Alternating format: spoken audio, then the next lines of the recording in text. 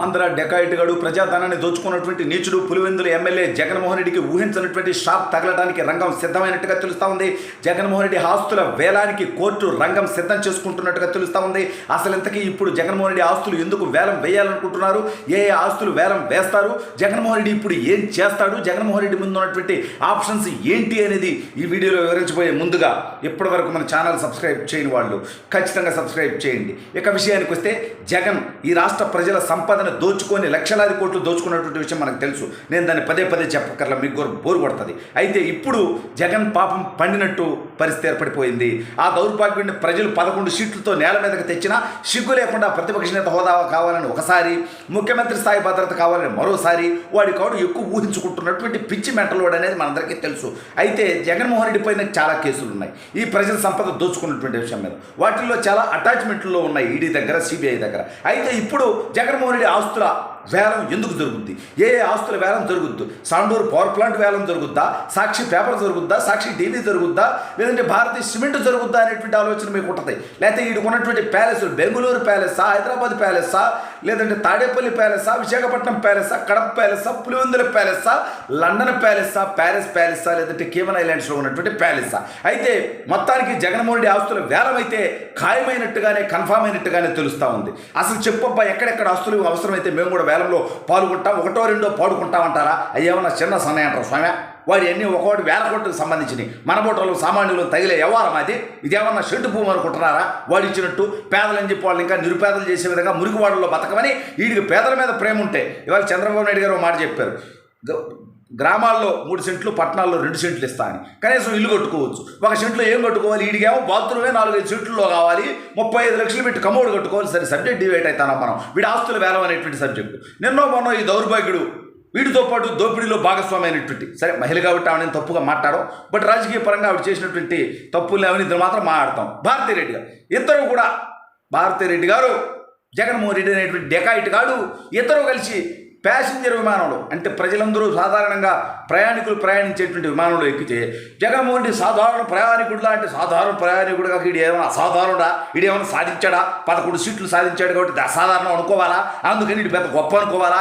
అయితే వీడు ముఖ్యమంత్రిగా ఉన్నప్పుడు ఈ రాష్ట్ర ప్రజల సంపత్తో, మన సంపత్తో, మన డబ్బుతో, మనం కట్టినటువంటి ట్యాక్సులతో ఈ దౌర్భాగ్యుడు విజయవాడ నుంచి విశాఖపట్నం పోవటానికి సింపుల్గా వెళ్ళిపోవచ్చు. 350-400 కిలోమీటర్లో వెళ్ళిపోవచ్చు విమానంలో అయినా కూడా, ప్రత్యేక విమానంలో కూడా.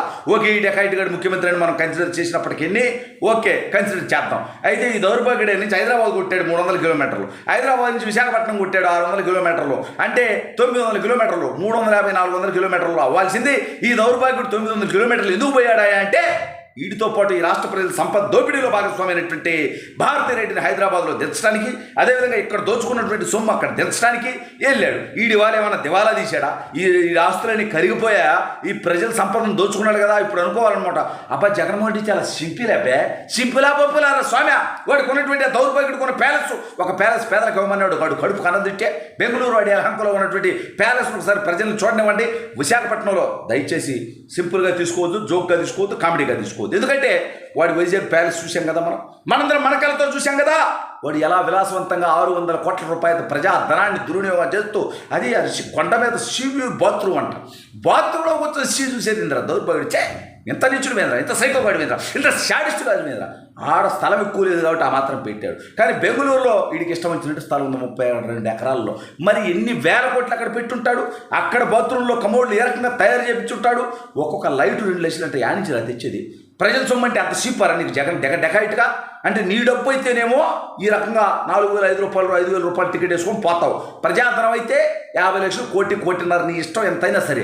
అంటే ఎవడమ్మా మొగుడు సమర జగనక సంపద సృష్టించడం చేతగానటువంటి వెధవి, ఒక పరిశ్రమ తేలైనటువంటి చేతగాని వాడివి, అభివృద్ధి చేయలేనటువంటి వంగమ్మవి. నీకు అవసరమా ప్రత్యేక విమానాల్లో తిరగటం? ఇవాళ నీ ఆస్తులు ఏమన్నా వేలం అవుతున్నాయా? అయ్యా, వేలం వేసుకున్న ఒక ఆస్తి వేలం వేస్తే నీ జీవితాంతం నువ్వు ప్రత్యేక విమానాలు తిరగచ్చు. ఒక ఆస్తి వేలం వేస్తే నువ్వు ప్రత్యేక విమానాన్ని కొనేయచ్చు.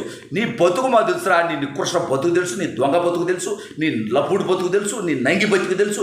ఎందుకు ఇంకా నటిస్తావు? దౌర్భాగ్యుడే, సిగ్గులేనుడా, చంపు ఏంద్రా ఒరే దౌర్భాగ్యుడా. నువ్వు ఇప్పుడేమో నీ భారతీరెడ్డి గారితో కలిసి, మహిళ కాబట్టి భారతీరెడ్డి గారు అంటున్నావే, అది తెలుగుదేశంలో ఇచ్చేటువంటి గౌరవం. సరే, ఇప్పుడు ఆవిడతో కలిసిపోవటానికి ఏమో ఈ విమానం, ఈడు పిన్నెల్లి అనేటువంటి ఒక ఈవీఎం విధ్వంసం చేసినటువంటి అరాచక దుర్మార్గ దౌర్భాగ్య 420 పేకలు పోసినటువంటి నికృష్టుని పరామర్శించడానికి ప్రత్యేక హెలికాప్టరు, ప్రత్యేక విమానం. అంటే ప్రజల సొమ్ముని ఏ రకంగా దోచుకొని ప్రజల్ని ఇంకా గొర్రెలను చేయడానికి నా ఆకులన్నీ తరిగిపోయాయి, నేను అప్పుల బాలయ్యా, నేను ఇబ్బందుల్లో ఉన్నాను,